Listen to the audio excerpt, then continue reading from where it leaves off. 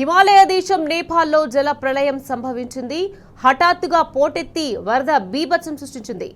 Tibet వైపు నుంచి ఉగ్ర రూపంతో దూసుకొచ్చిన బోటే కోషి నది ప్రవాహంతో నేపాల్ కకావికలమైంది. ఈ క్రమంలోనే పలు గ్రామాలు, పట్టణాలు కొట్టుకుపోయాయి. ఈ ప్రకృతి విలయంలో 160 మంది మృత్యువాత పడగా 750 మందికి పైగా గల్లంతయ్యారు. మరోవైపు నేపాల్కు వెళ్లిన తెలంగాణ వాసులు సురక్షితంగా ఉన్నారని సమాచారం.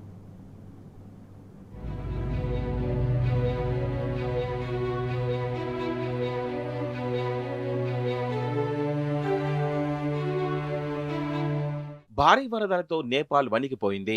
ఒక్కసారిగా ముంచుకొచ్చిన వరద ఉధృతికి సంబంధించిన దృశ్యాలు హృదయాలను కలచివేస్తున్నాయి. తేరుకునేలోపే గ్రామాలపైకి తీసుకొచ్చిన నీటి ప్రవాహంలో ఎందరో చిక్కుకుపోయారు. వరద తగ్గిన ప్రాంతంలో ఇప్పుడు కనిపిస్తున్న దృశ్యాలు మరింత విషాదాన్ని నింపుతున్నాయి. జనంతో కళకళలాడిన ప్రాంతాలు బురద శిథిలాలతో నిండిపోగా విధ్వంసం వదిలి వెళ్లిన విషాదపు ఛాయలు ప్రతిచోటా కనిపిస్తున్నాయి.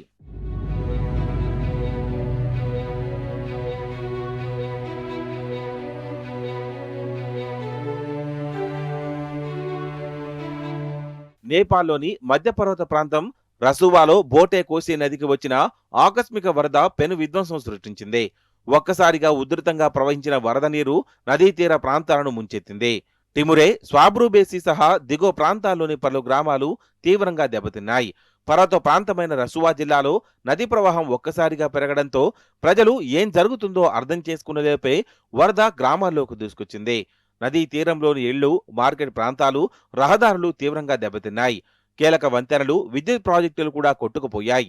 వరద ఉధృతి కారణంగా పలు ప్రాంతాలు బురద శిథిలాలతో నిండిపోయాయి.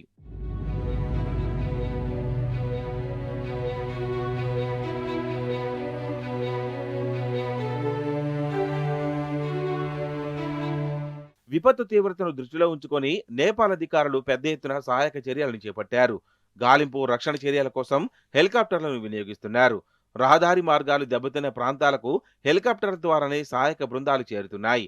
వరద ప్రభావిత ప్రాంతాల్లో చిక్కుకుపోయిన ప్రజలను సురక్షిత ప్రాంతాలకు తరలించే ప్రయత్నాలు కొనసాగుతున్నాయి.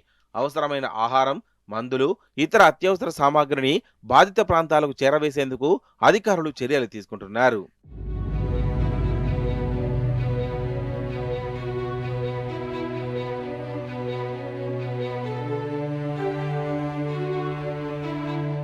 టిమురే, స్వాముబ్రేసి ప్రాంతాల్లో వరద వదిలి వెళ్లిన విధ్వంసం తీవ్రంగా ఉంది.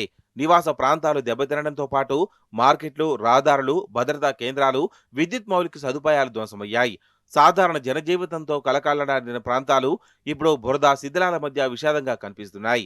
ఒక్కసారిగా విరుచుకుపడిన ప్రకృతి విపత్తు నేపాల్ను విషాదంలోకి నెట్టగా ప్రాణాలతో బయటపడిన వారు ఇప్పుడు తమ కళ్ల ముందే జరిగిన విధ్వంసాన్ని చూసి కన్నింటి పర్యంతమవుతున్నారు.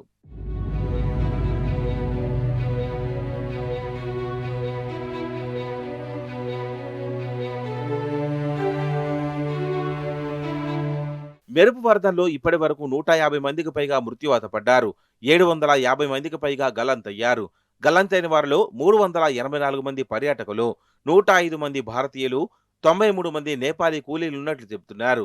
మరోవైపు నేపాల్కు తెలుగు రాష్ట్రాల నుంచి వెళ్లిన యాత్రికులు సురక్షితంగా ఉన్నారని సమాచారం. హైదరాబాద్ వాసులంతా సురక్షితంగా ఉన్నారని తెలుస్తోంది. నేపాల్లో చిక్కుకున్న తెలంగాణ వాసుల సమాచారం తెలుసుకునేందుకు రాష్ట్ర ప్రభుత్వం సచివాలయంలో హెల్ప్ డెస్క్ ను ఏర్పాటు చేసింది.